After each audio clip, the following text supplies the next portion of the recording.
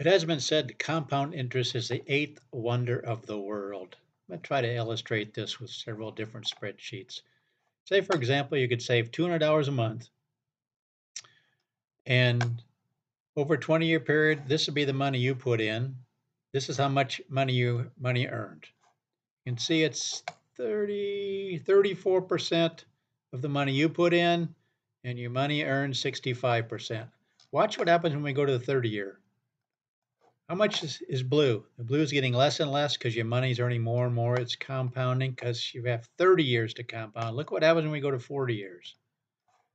Now, how much you put in 9.8% and your money earned you 90% of what you ended up with. You ended up with 1.852%. I'm running this at 11%. Some people say, you can't run it at 11%. Well, let me show you something. I've got the averages for every single year for the last 100 years for the S&P 500, and I've highlighted in gold how many times you averaged at least 11%. And as you go out here, you're going to see, again, you can't just look at one decade. You could have a bad decade. There's a decade here where you only average 0.67, but I want you to see how many times you are getting over 11% on your money as an average. So that's why I feel comfortable running this at 11%. But actually, let's look at the actual numbers. Let's say somebody's 22 years old. They've got 45 years until they retire, until they reach full Social Security age. They're making $40,000 a year. They're 22 years old, and they can save 6% of that.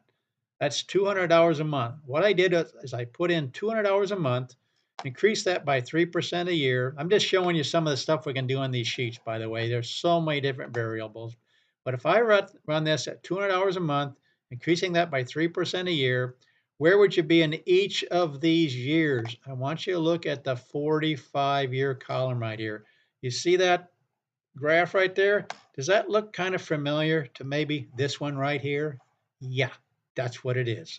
That's what's going on here, folks.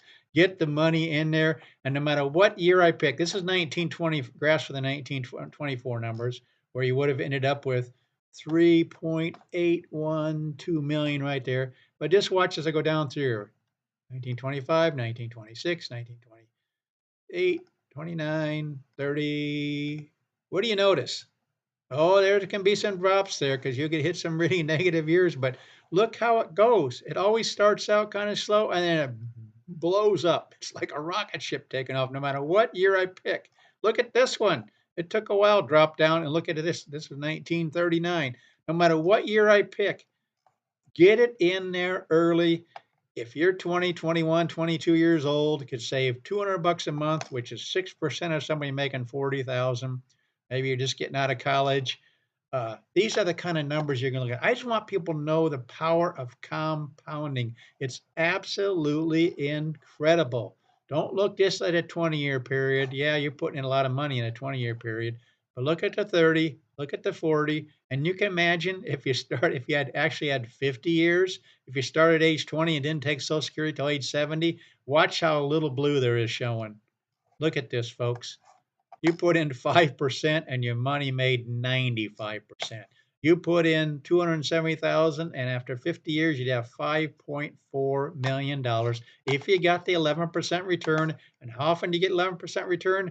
You can see a lot of gold going through here. I'd like to point this out all kinds of different ways, but we actually on this channel use the actual returns for the S&P 500 because we have 100 years worth of data, both the bad decades like the 1930s and the 2000s, the good decades like the 50s, the 80s, 90s, 20 teens, and we come out with a range. I just want to show you the compounding effect. Get it in there early. It doesn't take that much if you get it in there early. Again, somebody making 40,000, put 6% in there. If you only put in 3%, that'd be $100. All these numbers would be cut in half. But look, 45-year period, still have $1 million if you cut that in half. In fact, let me show you. We'll just go and update this. Obviously, if you're putting in 100 instead of 200, you'd have $1 million. This, again, folks, this red here is always in the worst case scenario all the way across here. It should be 1,000,009 when it gets done calculating here. 1,000,009, meeting this column 1.6. Folks, this is $100. You're still going to get this growth. The more you can put in there, in fact, I've got the ratios here. You put in 111,000 over that 45-year period, you ended up with a 907% return. These are the kind of returns going forward. But notice if you look at the 10-year return, you may actually run into a decade where you're losing money. You only get 83% of what you put in there. You put in 13,000, you only end up with 11,000. Why? Because you ran into a bad decade. But if you can be in it for 40, 45 years, you're going to catch the good decades along with the bad decades, and you can have this compounding effect.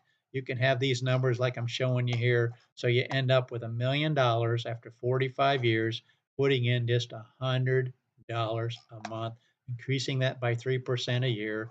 These are the kind of numbers you can have. That's only a 3% of somebody making 40,000. Again, we're projecting ahead what you might have in the future. That's what we do on this channel. We use the actual historical returns to the S&P 500 for the last 100 years. We project ahead what similar returns might do for you in the future. And resulting numbers are simply a possible range. We can see the range right here from a million up to as much as 3 million with just $100 a month. If you want me to run numbers for you, which I'd love to do, just ask in the comment section to give me your beginning balance, your monthly contribution, if you want to increase that, and how long you want me to run it for. As you can see, if you can run it for 35, 40, 45 years, the numbers are simply mind-boggling. Please consider subscribing, sharing, and liking these videos. Let people know about this channel.